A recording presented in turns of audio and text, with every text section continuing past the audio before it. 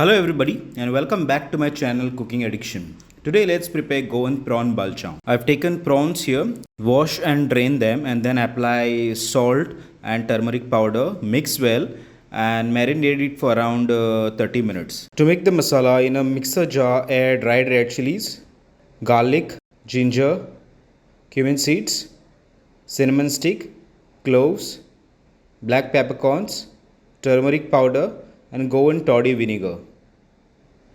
Grind into a fine paste. Heat oil in a pan. Add in the marinated prawns and fry for a few minutes.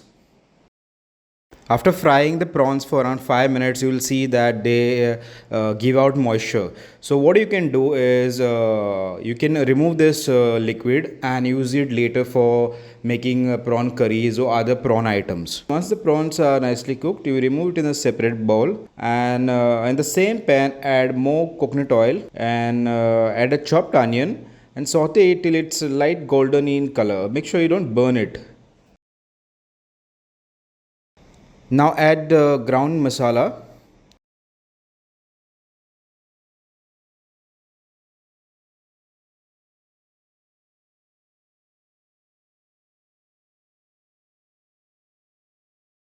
Whatever excess masala is left inside the mixer jar, just rinse it with Goan toddy vinegar and add that as well in the pan.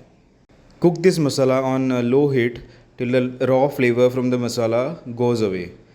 Season the masala with sugar and salt.